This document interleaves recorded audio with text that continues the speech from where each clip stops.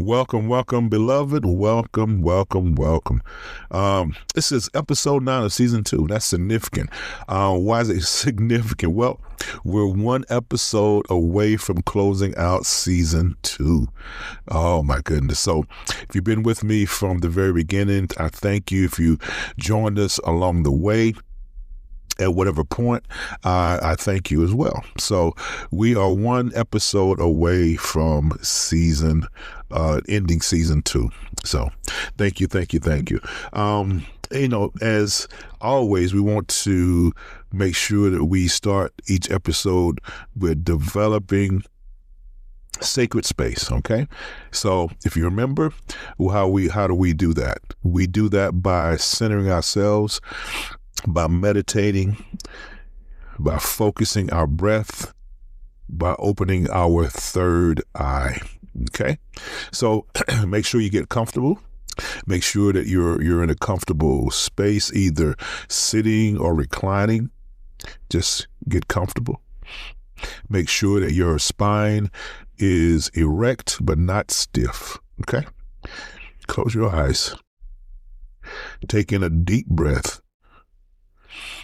Focus on your third eye, that space in between your two eyebrows, center of your forehead, okay? Concentrate there. I want you to imagine a glowing light. You can imagine in any color that you like, any shape that you like. Take a deep breath in your nostrils. Expand your diaphragm. Hold it. Breathe slowly through your nose. Breathe out slowly through your nose. Another deep breath in, breathing in good things. Breathing in those things that serve you, those things that are constructive. Breathe out slowly through your mouth. Breathe out those things that are negative, those things that no longer serve you. Breathe in.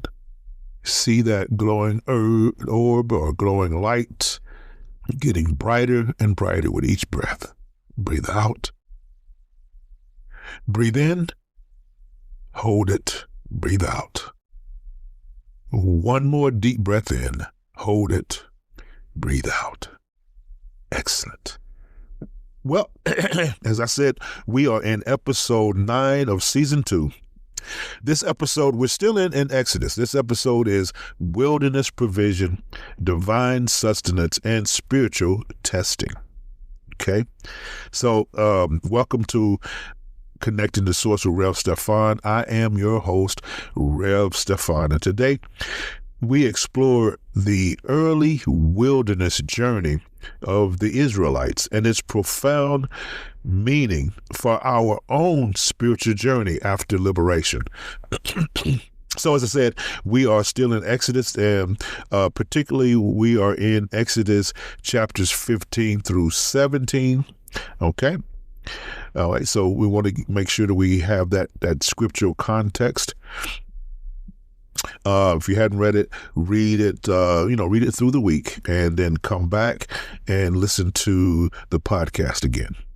So in Exodus 15 through 17, immediately following the Red Sea crossing, the Israelites face bitter waters, hunger, thirst in their first battle. Now, these experiences reveal the testing and provision patterns that follow spiritual breakthrough. Now, this journey that we've taken is about our own spiritual breakthrough. It's about spiritual journey. And along the way, we will experience breakthroughs, right? But during that time, if you haven't already, you're going to experience some testing, right? You will experience this pattern of testing and then provision. Okay. So in this text, these chapters, we'll find manna, right? It's when we are introduced to manna, and manna basically, for all intents and purposes means what is it, right? They're trying to figure out what this is, okay? So, and manna is actually referenced. So there's some scriptural connections. Manna is referenced throughout Scripture. We find it also in Psalm 78, 24-25, as well as John 6, 31-35. Okay. And so we know that in this desert journey, of course, there are limited resources, limited provision, food and water. Okay. So we know that there is water that is brought from the rock. Okay. So this water from rock symbolism can also be found in 1 Corinthians 10:4. 1 Corinthians 10:4. We're just making these spiritual connections, okay? And then, there is this wilderness testing that we find, that we are in this wilderness. We find ourselves even today, maybe not physically, but figuratively in a wilderness at times. We have this wilderness experience, or this season of testing, if you will. So we find this wilderness testing pattern repeated in when we find Yeshua, when the Savior is tested for 40 days in his 40-day wilderness experience. Okay, and to provide some historical context, just the geography. If we just look at the geography of the area and these challenges, from a historical context, this Sinai Peninsula provides harsh desert conditions. There are limited water sources and these limestone formations. And then there is this native manna-like substance, this plant secretion, if you will. These desert plants, they secrete this substance that's edible. That's that manna. And so also, this area, as far as history is concerned, these are trade routes. It's historical trade routes, and along those trade routes, people form those routes. Where there would be, they would find water or these oases. Okay. And then historically, we find tribal conflicts, not only, like the Amalekites and the other kites that we read, but not only that, because these are trade routes, then what would we encounter? We would encounter, because these are routes that where people are exchanging goods and things like that, then it would be people, robbers and thieves and others, marauders, who would prey on those people. So just want to build that historical context, as we look at this wilderness journey. Okay. Now, the physical realities of desert survival help us to understand both the practical and symbolic significance of these challenges. This water scarcity, food limitations, and the navigational difficulties were life-threatening concerns. Okay, what you understand the intensity, the pure life-threatening danger that this band of Israelites, this mixed multitude, faced.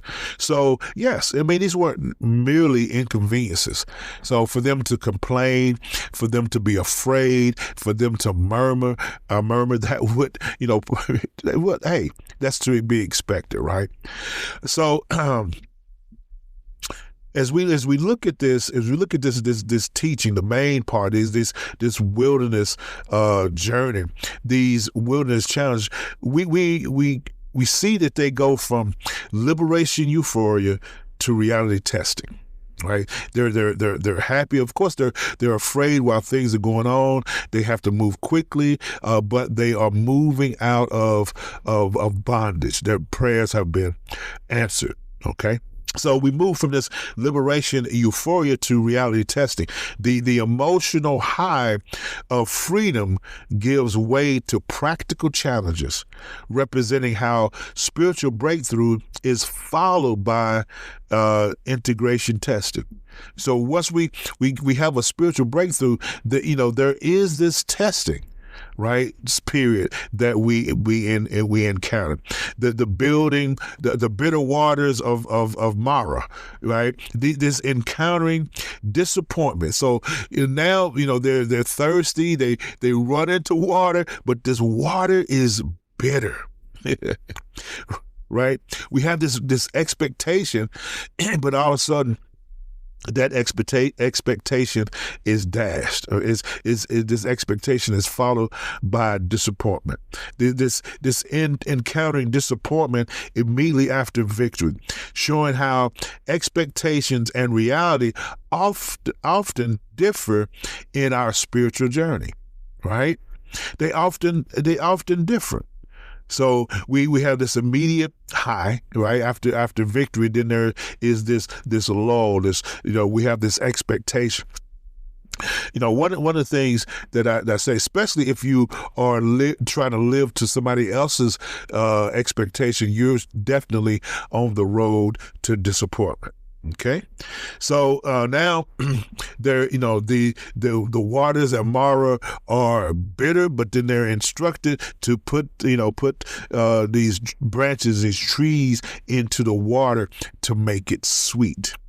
This is a divine solution that requires human participation and natural elements. Okay, so there is this coming together.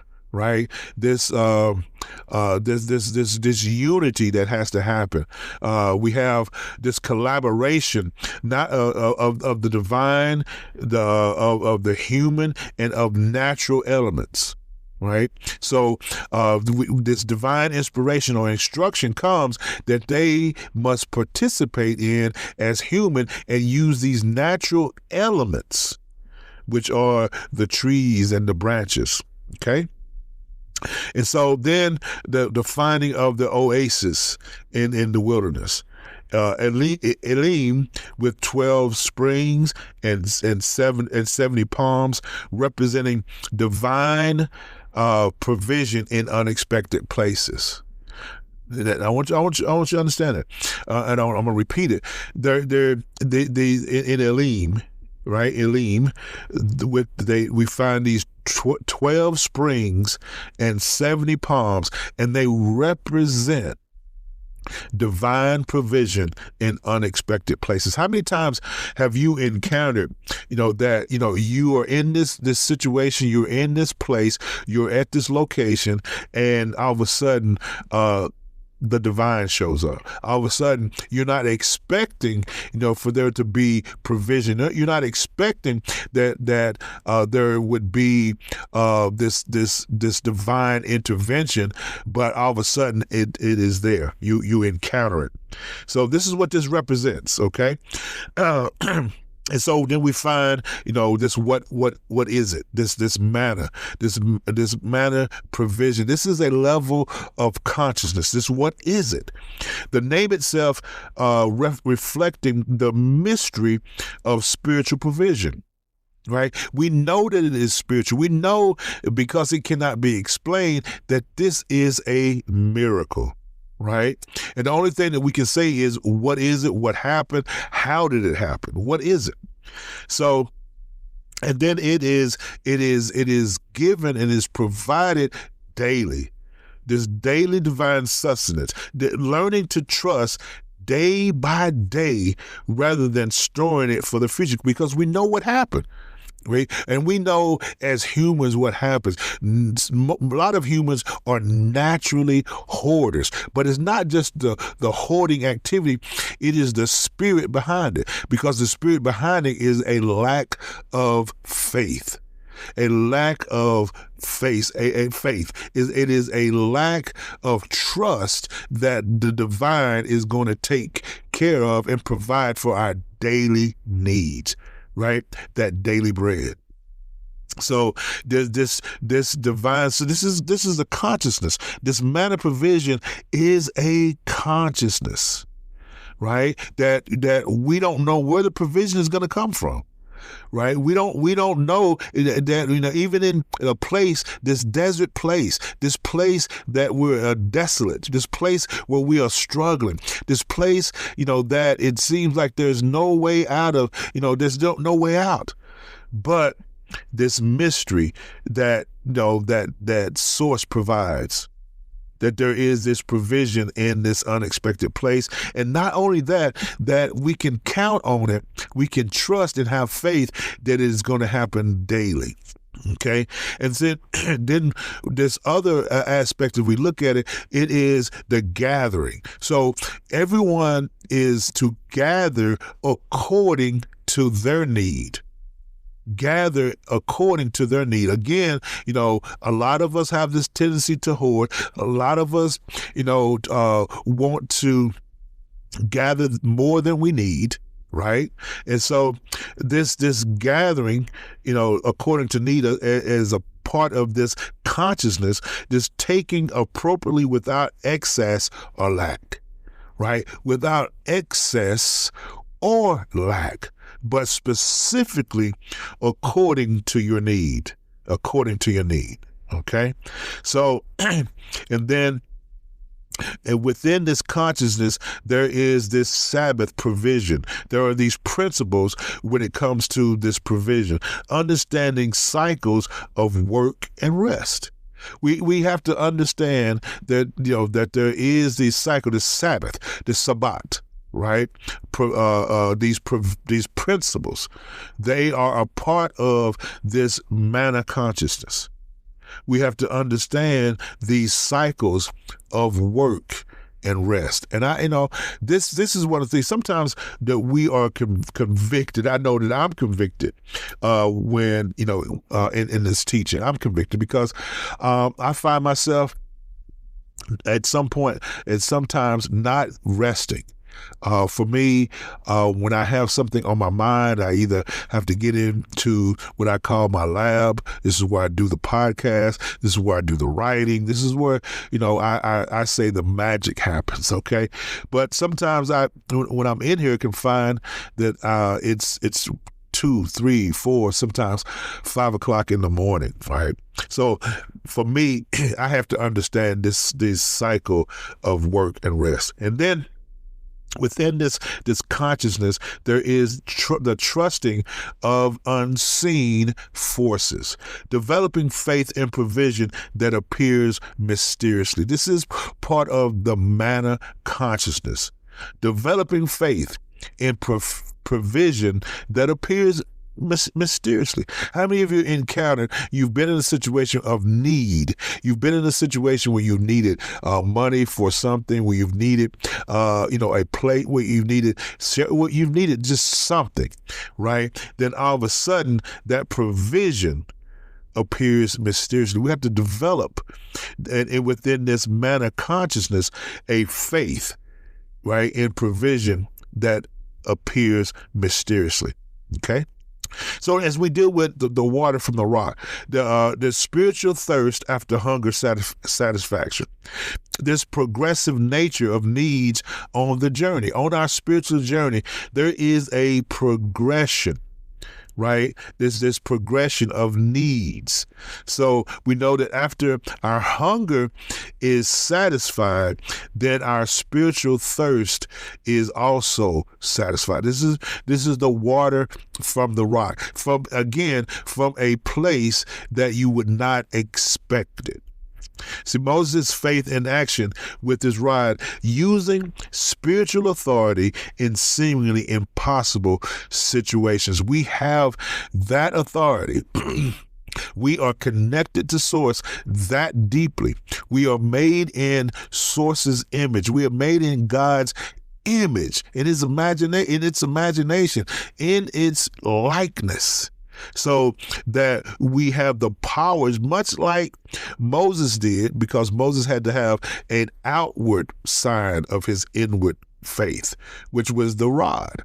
Okay, so we have to use our spiritual authority in seemingly impossible situations.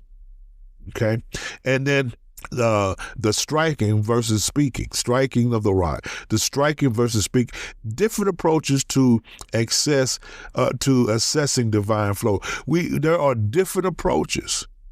As we think about Yeshua, think about and as we read, and we've read in the New Testament that people were healed in different ways. They went and to the into the river, to the water. The mud applied to them, sometimes spoken word. Okay, so there are different approaches to assessing this divine flow that we have inside of us. Right, there are different ways to assess it, and one of those ways that we use and we utilize is through meditation. Right. Okay, and Meribah, Meribah, Meribah, the naming. Okay, how testing places become testimony places. Meribah. Right? How many have you been in a place of testing, right? And then out of that testing comes a testimony, right? Out of testing comes testimony. That is your Meribah, right? This is how the place of testing become places of testimony. Meribah, Meribah, Meribah. Okay, so we have these things that we as we encounter, as the Israelites encountered on their journey. Right, as we will in our spiritual journey, the initial wilderness challenges, the testing. We can go from an emotional high to that gives way to challenges. This is how spiritual breakthrough is followed by testing. Then we have the bitter waters. Right, this is the encountering of disappointment. Immediately after victory. This is, again, showing how expectations and reality often differ in our spiritual journey. Then we have where we have to be involved. We have to be involved. We have to have this collaboration, ourselves with the divine and with the natural elements. All right, because this interaction through the natural elements is how we continue creation. This is the tree making the waters sweet. And then, we know that, we can find provision, divine provision in unexpected places. This is finding the oasis in our wilderness journey. Okay. Then we must develop, again, this manna provision. What is it? This is reflecting the mystery of spiritual provision, and then we have we have to trust that we're going to be provided. There's going to be spiritual provision in our day-to-day journey, and then it's not. When we take access, when we gather, we are taken appropriately according to our need. And then we have to understand, these cycles of work and rest, and then we trust in unseen resources. This is developing that manna, right? That manna consciousness.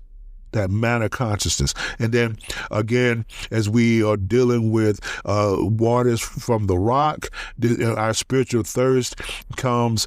Comes after our hunger is satisfied. This progressive nature it follows us in this spiritual journey. And then we have to have faith in action, right? This is Moses. This is represented by Moses striking with the rod. And there are different approaches to accessing the divine flow within us. Okay? And then remember our Meribah moments. How testing places become our testimony places. Okay? So how do we make this practical? We always want to make, these teachings practical. So we want to have our daily manna meditation. our daily manna meditation. Remember, this is one of the ways that we access the divine flow through meditation. But for this particular this particular lesson that we've covered in the podcast, we want to develop a daily manna meditation, recognizing provision. We recognize provision in in these unexpected places. We don't, and we can't name it. We just know that it is there. We know that it provides our sustenance. We know that it is provision. We know that also there are rules that we only gather according to our individual need. Okay, we only gather, and there's no storing. Why? Because we want to trust that this provision is going to happen on a daily basis. So this daily manna meditation, and then we have this bitter to sweet transformation, much like the waters, right? Much like those bitter waters, right, would turn sweet. Right, those waters at Mara would turn sweet. So we want to have this bitter to sweet transformation, working with disappointment. We want to work with disappointment. As we work with disappointment, we work through disappointment. Does it make sense? Because we are moving from the bitterness of disappointment to the sweetness of transformation, to the sweetness, right, of jubilation, moving from bitter to sweet. And then we want to have and develop a rock striking exercise, finding nourishment in hard places, finding our nourishment, not just our physical needs, but also for our spiritual needs. In those hard places, in those difficult places, remember that provision happens outside of our comfort zone. Right? It might be hard, but you can get through it. It might be hard, but you can overcome it. It might be hard, but you will succeed. Right? Finding that nourishment in the hard places. And then, as we navigate through our spiritual journey, we're going to encounter some wilderness places. We're going to encounter those places in this spiritual journey. So understanding the spiritual testing. These are the wilderness places in this spiritual journey. There's going to be testing. Okay? There is going to be testing. Testing. There's going to be testing. All right. So before we close today's episode, I want to. I don't think I've mentioned it on the podcast, but I have put together some things. I've put together some courses. These are 7-day courses. 7-day course on meditation, and I've done a 7-day course on metaphysics as well. But also, you will find some as far as metaphysics. There is an ebook. Okay, there's an ebook that you can have access to, and these can be found at my Stand store. So to locate the Stand store, it's Stan, STAN, .store, right? .store /Eden Life. /Eden Life. And so you just put, the HTTPS // to get that. Is a website. This is a web store. Okay.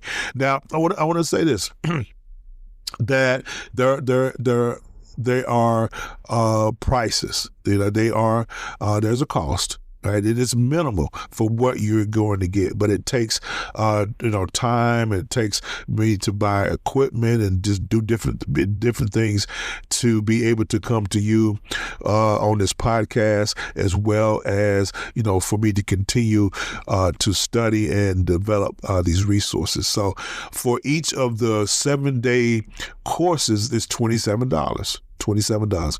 And I promise you that you're gonna, what you find in those courses are well worth the $27. Remember, you're going to get more, right? You're going to get more. You're going to find more value than the cost.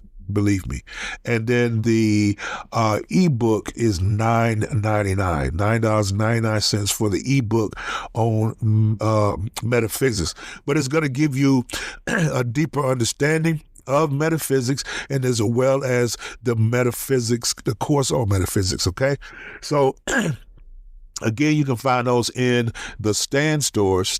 All right, stan.store/Eden Life. Okay, thank you. For those who will partake, you're going to be blessed. You're going to be blessed. So as we close out, again, we want to close out with meditation. All right, so again, make sure that you're in a comfortable space. Make sure that your spine is erect but not stiff. I want you to close your eyes and concentrate again on your access point, which is your third eye. Okay? And we're breathing in good things and we're exhaling all those bad things. Deep breath in through your nose. Hold it. Breathe out slowly through your mouth. Another deep breath in. Center into provision consciousness. Breathe out slowly. Feel divine sustenance appearing daily. Breathe in. Experience water flowing from hard places. Breathe out. Trust the wilderness journey. One more deep breath in. Hold it. Breathe out slowly. Okay, and remember, this week, notice the daily divine provision. Notice the daily provision. Take only what you need. Look for water in unexpected places, and turn complaint into thanksgiving. Okay, all right. So until next week, remember to empower your purpose. Embrace your journey and experience the extraordinary unfold. Divine provision is always appearing in the wilderness, and the wilderness has purpose. You are always connecting and connected to Source. Peace, love, and light, beloved.